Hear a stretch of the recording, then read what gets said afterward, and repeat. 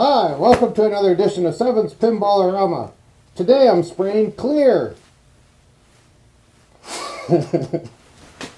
Spacesuit, spacesuit, da-da-da-da.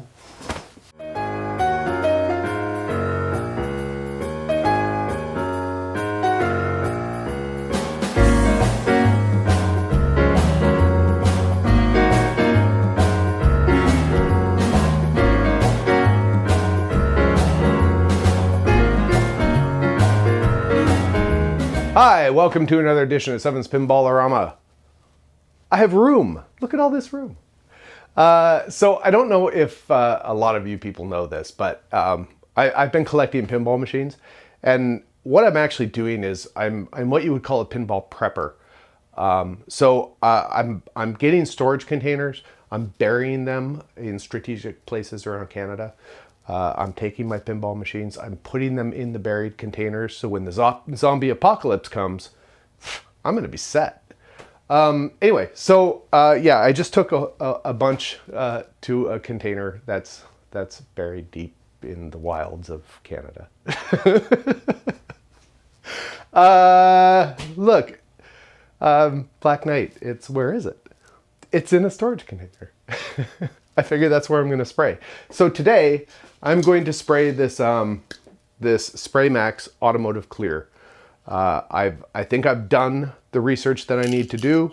The play field is basically at a point where I want to spray this to kind of even everything out, and then once I get this down and it's all ready to go, then I'll be able to do a little bit more painting. I'll be able to put down my water slide decals. And then I'll spray a little bit more of this and we should be done, at least with that part. So what I'm doing today is I've never sprayed this, so I've never used it. It's got a bunch of like hexachromium killuis and lots of chocuous dead yum and chemicals like that. So I have to get all suited up. I might be a little overkill for what I'm doing, but you know, better safe than sorry. So I've got a space jumpsuit and a space mask and gloves and goggles and the whole thing. So I'm gonna get changed and I'm gonna take this out. Now when I spray this, I'm just gonna set up the camera in my secret underground buried container. And I'm not really going to say anything because I want to focus on what I'm doing with this. So it'll kind of just be B-roll, and if there's anything I need to say, I'll speak over it, I guess. So yeah, let's get to work.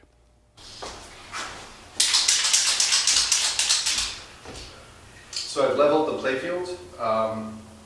They look a little wonky because this whole thing is, I didn't bury it quite right. So the whole thing's a little tilty, but these are all level. So the process with this is that it's a two-part, so you break this, you take this little cap out, put it under here, you break the seal, you shake it up, spray it. So let's try it. I can't get this out. There we go.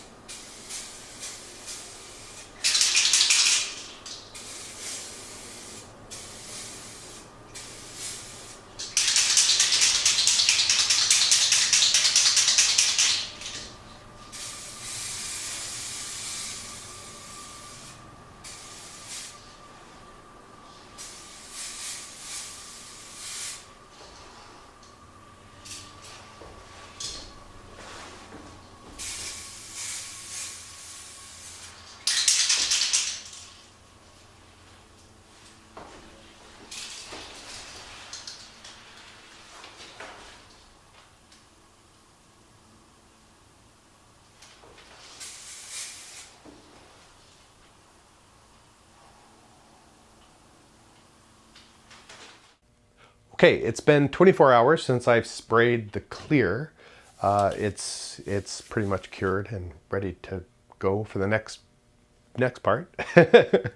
Overall, it looks pretty good. I'm pretty happy. I have a little bit of orange peeling along the outside where I didn't spray as much, which is fine because this is going to have a whole lot more clear on it by the time I'm done. This clear coat was basically just a utility. I wanted it to lock down what I've previously done, and so that I can put more templates on top and peel them up without worrying about pulling up paint that I've already laid down. So the fact that there's a little less around the sides is not a big deal. It's interesting to see it with the clear on it because my colors are definitely richer now. And that might be a problem because like this blue was a custom mixed blue that I made to match the original blue. I don't know if I have any more of it. And now it looks a little darker and richer. If I need some of this blue, I'm going to have to mix some. And if I paint it on top of this and match it to this color, which seems darker, is that going to be a problem? When I spray clear on top of it and then maybe it gets a little bit darker, we'll be able to see. So that's something I'm going to have to, a bridge I'm going to have to cross when I get to it. I may have somewhere, I may have a sample of this blue before I sprayed it clear, which would be nice because then I can match it to that and ideally it will come out the same. But I'm not going to worry about that now. The next thing that I need to do is I need to sand it. So I'm going to sand it down with a, I think I'm going to start with maybe a 600 grit just to kind of see.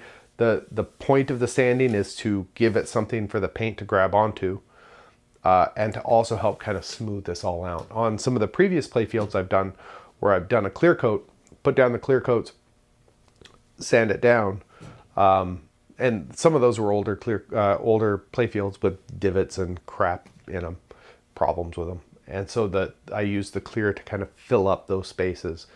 And so it was a lot of like spray clear sand, a lot of that kind of business. This is going to be no exception. It's going to be kind of the same thing. Someone did ask me if I had stripped everything up off the bottom of the playfield. Did I totally remove everything? I did not. What I did was I took anything that was anything that stuck up from underneath the playfield. I unscrewed it from the thing and I zip tied it to something underneath. So everything is underneath the playfield. The drop targets are actually still here. I just put tape over them. I put a little tape in this saucer. When I sprayed the clear, I actually put bulbs in the light socket so that I didn't get clear into the light socket itself. Up here, it's the same sort of thing. I just taped over the drop targets. Little switches I put tape on, and yeah, since I'm not doing wet sanding or anything like that, I never bothered taking the stuff off the bottom, and it seems to be okay. So I suppose if I were going to be a little bit more in depth, like when I finally do my KISS retheme to make it an ABBA machine, maybe I'll strip it all out. But yeah, so let's do a little sanding and see what that looks like. And then on a couple of the other videos, I said, okay, the next video I'm going to do is going to be this, but then I had changed plans and stuff. So I don't know what my next video is going to be. We'll do a little bit of sanding here and kind of see where that takes us. And probably the next video is going to be just finishing up the painting. And then I think that would be it. Then after that painting is done, it's a clear coat and I'm done. So yeah. All right, let's sand a little bit and see what it looks like. So hopefully you guys can see this. When I sand this, I want to be very careful to only be sanding down the clear. I don't want to dig into the paint or anything. And I have some orange peeling here. And essentially, if I go very, very carefully with fresh sandpaper, you can see how it gets sort of hazy there. And you can see the orange peeling a whole lot more. This has naphtha on it. you can see it a little bit more refined here. And what we're trying to do is make it so that's all even with its haziness, I guess.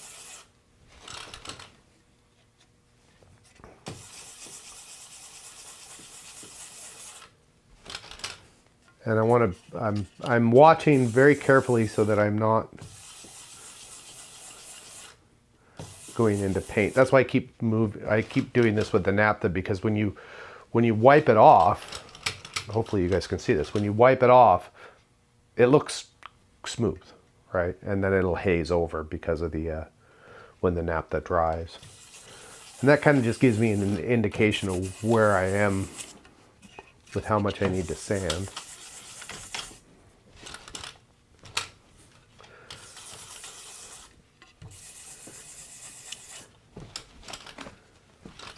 And I don't want to push it too much.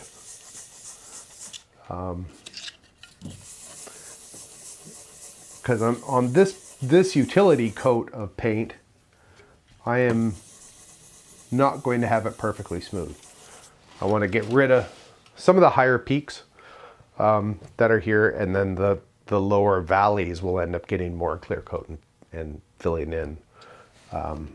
But there's one particular big bump right here. I don't know what it's from.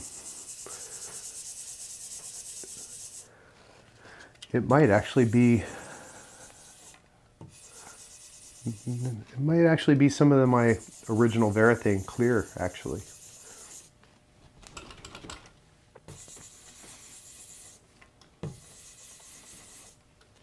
And it doesn't all have to be perfect, because when I get another coat of paint, another coat of clear on here, that'll give me a little bit more to work with, as in the way of sanding it.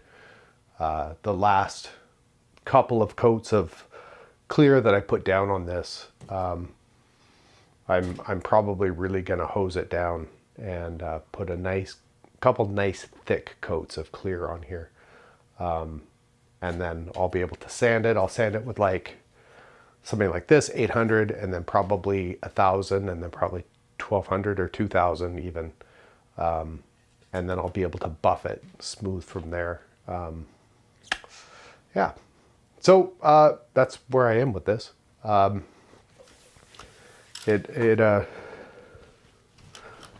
Pretty happy. I think it's coming along.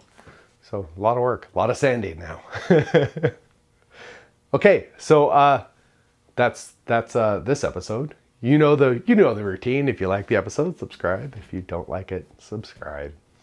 And next time, I don't know where I'm going to be, but I'll be there when I'm there. All right, thanks for watching. So I was reading with the filters for the mask that they don't last as long if they're exposed to air, because they have activated charcoal in them and whatever else. So people are saying to put them in a Tupperware container or a sealed coffee can or something like that, and they'll last a lot longer. So I went a step farther. I vacuum sealed them. That ought to work.